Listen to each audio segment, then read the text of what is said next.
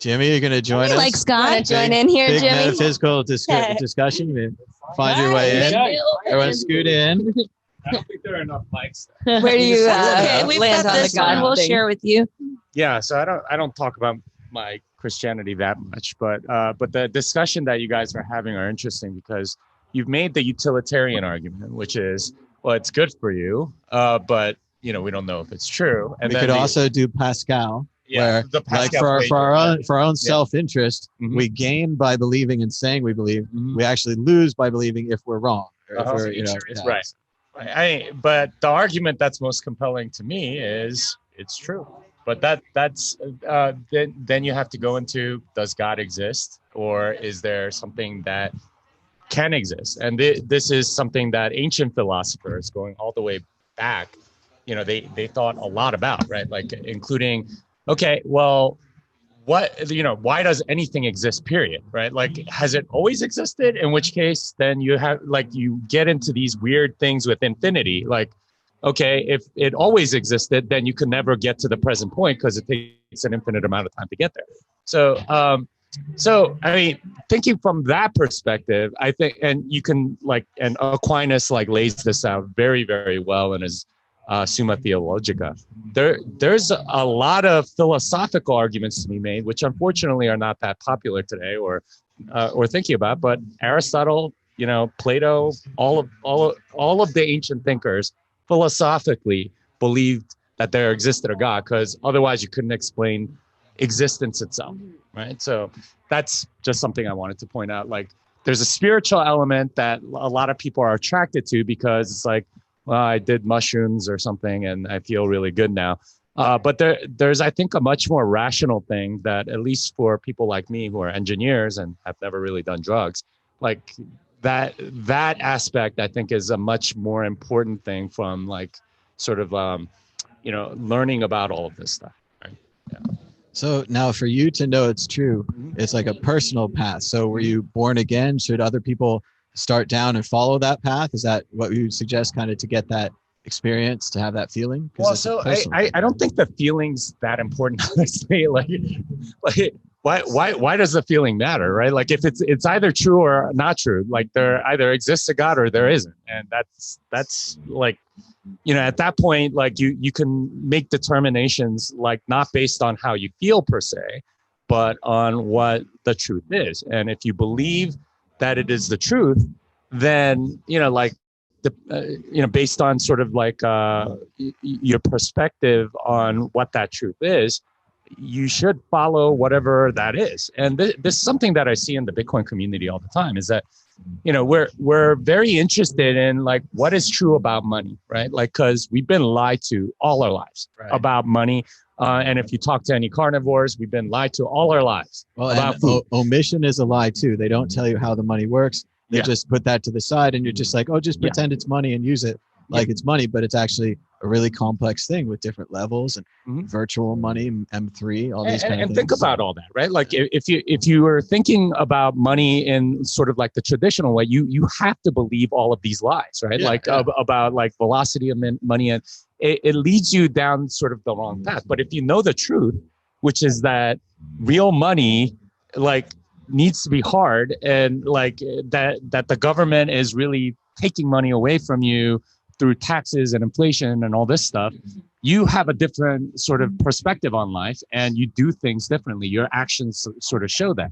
And it's the same with, your determination of whatever is true or not with regard to religion. If you believe that God exists, and I challenge any atheist to explain to me if the metaphysical exists, period. If you're sort of a material atheist, which is sort of the default thing, it's like, okay, there exists no metaphysics, then what the hell is the number one, right? Stuff like that. You think about it from a philosophical perspective like that. It's very hard to sort of come to a coherent explanation of the world without thinking about those things. Do you ever see Luke Dash Jr.'s tweets? Where do you think the line is of I believe in a higher power, but I don't believe in one that punishes, anything really. So it's No punishment? I mean, well, there was a recent one was that masturbation is worse than murder. Yeah. is what he said. Yeah. Well, so Luke He's is a a very, very religious Catholic. And not like traditional Catholic. He doesn't believe in Vatican II. So he's like pre-Vatican II. He only goes to Latin Mass, and he doesn't believe that the current Pope is the Pope and things like that. So, and he's also about being fruitful and multiplying. yeah, I think he beats me on the number of children. So yeah. Oh wow. Yeah, But he's very against masturbation. All right, so like what he's saying though is very rational. Like if you follow his reasoning, and this is like true of Luke in Bitcoin as well, is that he sees a truth, and he cannot be influenced by people unless they make the logical argument, right? So for him, when he hears the church teaching, which is that the purpose of sex is to have children. Like to subvert that is to subvert the will of God for him. Now, like there are other perspectives on this, but that's his perspective. So for him, like the actual question in that tweet was, so if a guy pulls out right before and is that like a Gremlins sin? here? Yeah. And he was like, yep, yep, that's a sin. And like that's done. But like this is the big thing is that people tend to like sort of conflate morality with social approval, and those two are not separate. Those are not the same thing unless you're sort of like atheist humanist, which it tends to be the default morality today. But if there is an objective morality, well, maybe the atheist humanist, the default mentality for like programmers or Bitcoiners or computer geeks. I mean, I think a lot of people are still default Catholic or Christian, Roman Catholic. They believe in what they were taught by their parents, and they're sticking with it. And it's the current president believes what they believe. Even his actions don't seem to match anything that they believe. But it depends on the person, and it's either true or not. That's the thing. Like it's either true that as Luke says, like masturbation is a sin, or it's not. God either exists or it doesn't. I don't like so that's a whole other discussion. But I have a show called Proof of Love. Yeah, so we could talk about it. I'm not sure that's what we need part 2 later. Yeah, right. So the way I think about it, at least as a Christian, is that there's a verse that says specifically that if you look at a woman and want to have sex with her, that is a sin, right? And vast majority of people that are masturbating all over the place are thinking in that way. Why would our world ever be governed by something that's such a natural feeling for people of all around the world? Why would there be a higher power that would create some kind of silly thing like, here, you want this, but you can't have it, and if you do this, you're going to be in trouble? Yeah. So this is an argument of why do all these things exist if we want to do it and all that. So the Christian story is basically that God exists. He created the world, but sin entered the world, and therefore everything got corrupted by sin. Right? Like that's the idea. So. Yeah, and like there's all sorts of ways in which things just got bad, including we have feelings in our heart that are not necessarily like noble, right? Like you envy somebody or you want to like beat them up or whatever. Those are all quote unquote natural feelings, but like the state of nature isn't necessarily how it was intended to be. It's that sin entered the world and corrupted it. And we can see it all around us, right? Like there's poverty or people like that are suffering, that are in like prison camps in North Korea with like having done nothing other than their grandparents happen to oppose the state. So like those are all realities, in nature. So like, and that's why that happens. So it's not necessarily that, oh, well, God created this with these desires and he's just being self-contradictory by like putting these desires in. The Christian story is that those desires exist for good things, but sin corrupted them so that we're trying to satisfy them in but at a larger level, didn't God create the devil too? So he's aware that the devil is going to undermine his plans. So isn't more like a simulation and a test. I see everything like simulation theory. If the universe has been around this long and we made iPhones, and the universe is, we've been around 2,000 years, and the universe is, I don't know, 10 million years old, much more than 2,000. And they've made iPhones, and they've made virtual reality, and they've made simulations. And we already know that what's unsatisfying about a simulation is something that wakes you up from it. Like you see the outside, or you see the edge of the thing. You'd want to be completely in the simulation. So there's no way, like, if I unplug my thing, like I'm still here in the simulation because they figured that out. They're like, don't connect the arms to the arms because he'll unplug his thing. Jeez, so, if we have that capability, why do we still need cell phone chargers? Couldn't the cell phones not need a charge too? Well, so cameras are like batteries. There's a whole philosophical theory about this, which is, the idea that we are a simulation in God's mind, right? Like, and that all things, and this was what Aristotle and Plato came to the conclusion to.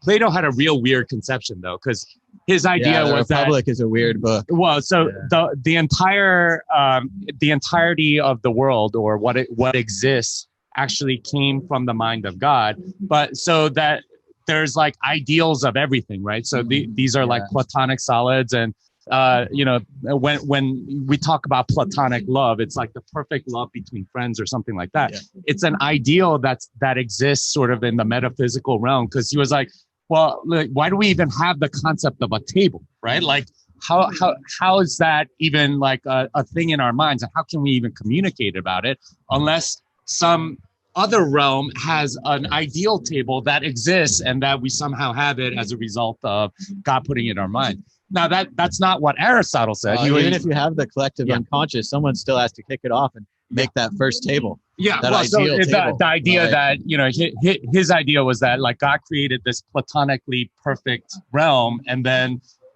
like that's where we have that concept. So then where does our thought connect? Like, do you believe, like, so some people say when you pray, you're bringing things into reality by God. Other people think when you pray, you're bringing things into reality because of the positive aspect that you're giving to it, goal setting, things like that. It's all kind of the same, but in a simulation idea, you can almost just like manifest like something. We're not there yet. It would be dependent on who's running the simulation. In the conception that I'm talking about, it's a simulation by a perfect being, God, right? So in that case, it's a very different thing. Like in a sense, like this is the way Aquinas puts it is, God is the most actual thing, right? The most real thing. And we are all sort of dependent on the realist thing in order to exist, period. And that's his sort of argument for why existence necessitates an ultimate cause, which is God. So, I mean, these are all like highly philosophical questions. Unfortunately, like, I know my kids don't study any of this in school, right? Like, well, you just have to show them the Matrix movies. Yeah. Because we're really talking about God as a programmer, starting a reality, kicking it off, then stepping back to see how it goes, having a different version of that reality, something different happens, kicking that off. And then we have that architect scene where there's all the different screens. And we've been simulating this many times, Neo. Yeah. We know that you're going to rebel. Like, we've built this into the system, Yeah. So I had a really interesting conversation a while ago with a friend of mine. And we were talking about video games, and I was talking to him about how I used to cheat on video games, right? Because I figured out the save game and I would edit it and do all that stuff. Oh. And like, wait, what would God say about that? No, that's not where that story is going. But yeah, but basically we were talking about that, and he's a Christian friend, so he was like, when I play a game like that and I don't cheat, and I know just the right level of difficulty. A well-designed game has the right level of difficulty, right? Said, I understand why God made the world the way it is.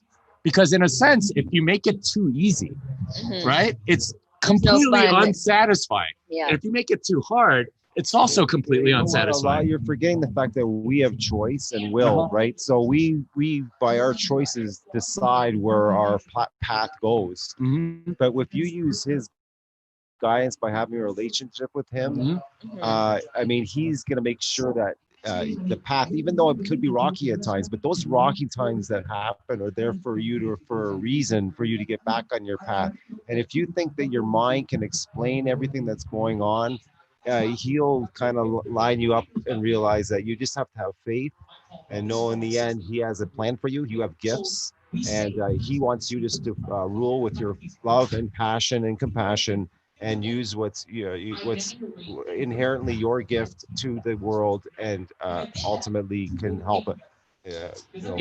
So that's an interesting conception, because that there's like a whole debate in the religious realm about this very idea that, okay, how sovereign is God, right? Does he control everything, or is it more that he gave us free will, so therefore we have some choices and we can also make bad choices? And what do you do, right? Like, this is the Calvinism versus Arminianism, like, sort of debate within that realm. And that's a really deep and complicated topic. And most Christians I know, like, end up saying, well, it's a little bit of both, because like, you do have free will, but at the same time you're predestined to certain things. And it's like, how can that work logically? Because logically it's very difficult to resolve those two things. So there's a certain aspect of that. But getting back to what you were saying about a personal relationship, that necessitates, like, from where I was starting, which is, okay, does God exist? And then and my argument here for this audience would be challenging you to think about all of the entire metaphysical realm in which we mostly live in our brains, right? Like stuff like mathematics, ideas, thoughts. These are not matter, right? They have no weight. They take up no space. But the fact that I can communicate that with all of you guys, right? Even just speaking, right? That reality has to be explained somehow. And like, one of the things that's really interesting about Bitcoin to me is that it almost entirely lives on the metaphysical realm, right? Like, the entirety of Bitcoin is in the metaphysical realm. Like, all of it is mathematical. Bringing it back to Bitcoin for the audience. I'm serious. Like, intelligent design is in everything that God brings to this world. The fact that it's entirely in the metaphysical realm, that you're mining numbers, right? You're searching for numbers that are vastly greater than the entirety of the universe, right? You're looking for numbers that satisfy a certain thing. It's in a space that's much, much larger than anything that we can conceive of in this universe, right? Like the fact that, like, the set of all possible thoughts is way greater than, like, the set of all things that are in the universe, because you can imagine way more things. So the metaphysical, the fact that exists, you have to explain it somehow. The atheist, materialist, sort of humanist perspective on that is, well, it's just something that's convenient. Then they sort of start, like, sort of sawing off the branch that they're standing on. Then how can you trust that thought? Because you don't know if it's true or not, because it's a product of randomness and evolution or something like that, and you can't. So in a sense, that would be the argument for why God exists. But then to get to a Christian, you have to argue that God is a personal God, that he cares about how we behave, and the person of Jesus Christ, right? Like, all of those things are, like, sort of progressions along that line. And C.S. Lewis has a very long and detailed, like sort of path in which he followed that exact path, because he started out as an atheist, became a theist, then became a deist, then finally he became a Christian. And that path took a very long time, because he had to go through all of the logical consequences. And I find him sort of as somebody that's very compelling and thinking logically about all of this stuff, instead of just sort of and not to say that this is bad, but for a lot of people, it's a lot more about sort of like the spiritual connection, and not necessarily sort of the rational, logical thing that like, you don't need to explain it to have faith, because if you're in the knowing, then you don't have to explain it, because there's so many things about even our physical body and the world that we cannot scientifically talk about or know. It's a theory. And theories are theories. They're just that, right? They can't be the truth, because the truth is there's only one. And if you need to change, if new technology comes out and your theory changes, then therefore there was never the truth in the first place. Yeah. Now, what do you think about the idea that Bitcoin could be like a religious monetary system, where if I have the U.S. government, I have faith in the U.S. government, and the U.S. government prints the money, and they're in charge of the monetary system. If I have faith in Bitcoin, then the Bitcoin's on a schedule and it produces the money, and Satoshi and the coders have locked the code and it's difficult to edit, so it's hard to change. So it's by trusting no one. So you do have to take this leap of faith. If you're someone that trusted governments and now you're like, I'm going to trust this random person, this code, this internet, it is kind of religious, don't you think? Yeah. I mean, the whole concept of money is like very deeply human and also metaphysical, right? Like, and that's something that that I've thought a lot about, especially being in this space, is like, what the hell is money? Why do we use it? Or how does it even come into existence? You're answering it right there. It's currency, which is energy, right? So it's what you put your energy into. Well, but it's in a sense very metaphysical, because like the fact that people value gold has to do with the fact that other people value gold, and that has to do with sort of certain economic laws and stuff. And well, like, in those that laws way, actually exist. Gold's and why like do they a religion. Exist? If everyone lost faith in gold tomorrow, gold wouldn't be as valuable. Yeah. So I mean, but there, and that's the whole thing is that there, almost anything metaphysical comes down to, okay, why does it exist? And it's like, and you start asking a lot of these questions, and it becomes religious in a way, because almost anything metaphysical ends up being religious for that reason, because there's no physical analog that you can really point to. And it's like, why does the concept of money, like, how did it even enter our minds? Or we all know that money exists to impress girls because we have more money, so we're more impressive. Interesting is the comparison with Bitcoin and religion is the similarities of the two, with the story of the writer, the original writer, not being around. So, or in the Mormons, he looked into the magical hat. Like interpretation of the white paper, and everyone's got their kind of, they've got their now, this talking off into their own religions around the title. I only believe in the title, not the paper. Yeah. That's a very specific religion. Yeah, and there's a lot of analogies that we can make as like Satoshi as a Christ figure in this sort of like origin story or whatever. But a lot of these four coins can be seen as like early Christian heresies or something like that, Gnosticism or something. Right? Like, has anyone looked at that? Has anyone done an analysis of it from that perspective? Well, I argued with a prominent Bitcoiner for hours about this very topic. Say you're heretical. Because he was very much about like ecumenism and like sort of like bringing different parts. Like he said his inspiration was ecumenism. I was like, actually, these are more like heresies. It's not churches that have been around 800,000 years. It's heresy, and they're taking away the most important thing.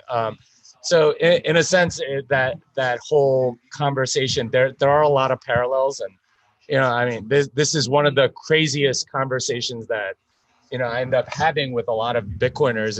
It's on this idea of like, okay, like what parallels are there between Bitcoin and religion and just sort of philosophy and all this other stuff. So well, you know what they call a small religion?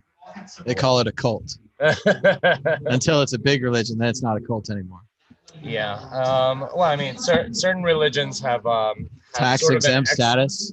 Well, have an expiration date naturally because they don't, Well, if the end of the world doesn't happen on time, you can't convince people after that date. It's very difficult. They encourage people not to reproduce, right? Like, and that's the main way in which most of these heresies actually. Luke Dash Jr. is going to go a long way. Well, He's got built-in followers right there, like 10 kids or whatever. There's a reason why a lot of major religions around the world encourage reproduction, right? Like this is depending on your perspective, it's either sort of like a natural outgrowth of like any religion has to have this property in order to propagate, or it could be something else like God wants it that way. When the Mormons arrived, their numbers were low, so they opted for multiple wives to try to increase their numbers in the Midwest. So I mean, that was then later they decided not to do that anymore. It's not cool anymore. Well, I mean, a lot of the marriage laws actually exist from that era of multiple wives, and like the fact that state controls marriage, period, is because of that. It's kind of sad. But I think it should be like in New Hampshire with the alcohol. You have to go to a special state marriage store, get married by the state, only on Tuesdays, not on Sundays. We have very specific rules about when you can buy alcohol in the free state. I mean, it's ridiculous that something like marriage is controlled by the state. That it's a promise that you're choosing to make, but they standardize it, and pretty much every marriage, according to them, is an open marriage that you can have sex with whoever you want, which is not a promise that most people want to make, right? Like fidelity is one of the things. Sounds awesome. We should sign up.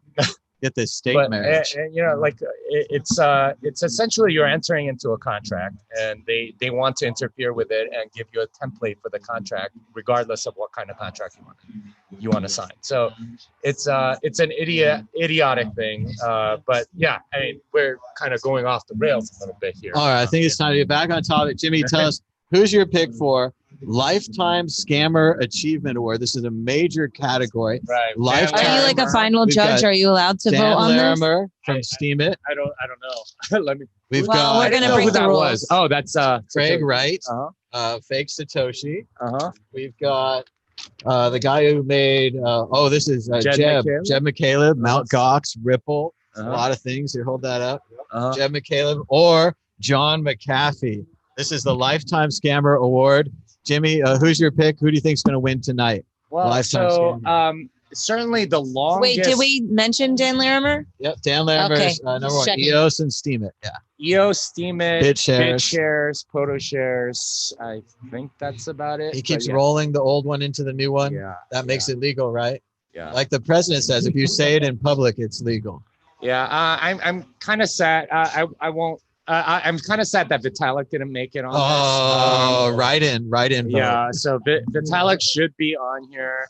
I also think Lord Kane should be on this. But yeah, I mean, like given these choices, man, it's a tough one because all of them have some very good merits going for them. Let's ask the chat. Yeah. Everyone in the chat, tell us who you think the Lifetime Scammer should be. Should it be Jeb McCaleb, Ripple, Mt. Gox, Stellar, John McAfee, all these coins, coin of the day, Craig Wright claims he made Bitcoin, or Dan Larimer, EOS, Steam It, and others? Just write it into the chat. I'm going to go out on a limb and say, for me, it's definitely Mr. Wright, especially after a year of crazy legal cases and all his forgeries and stuff. So he's certainly the most effort given to a scam, right? Yeah. I mean, he's gone above and beyond to scam as much as possible. Everyone else makes things. He just copies things. Yeah. I mean, he'll fake entire email threads.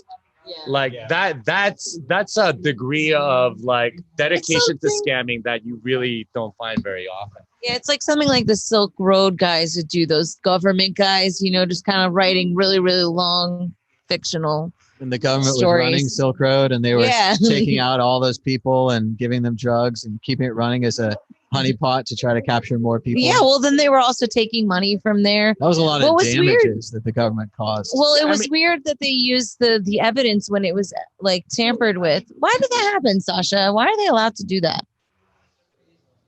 I mean, they're not, but it happened in that case for sure.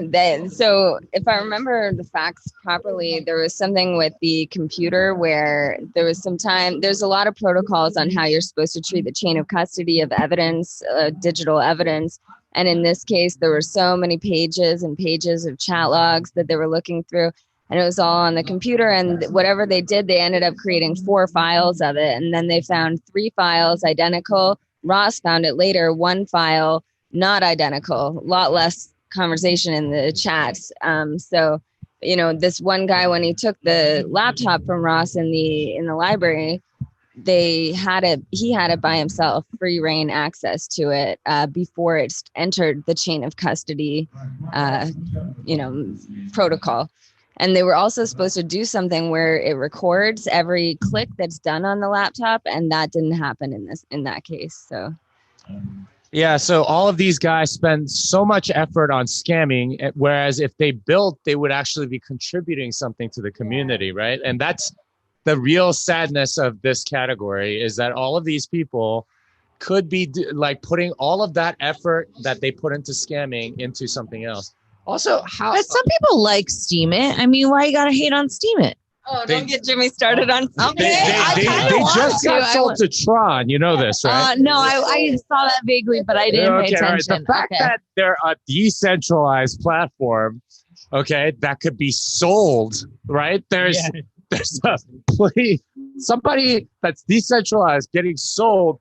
It shouldn't even be a sentence that's possible. Talking about selling, I actually just realized there's someone there that wants to buy some of my product, and you better tell people at home.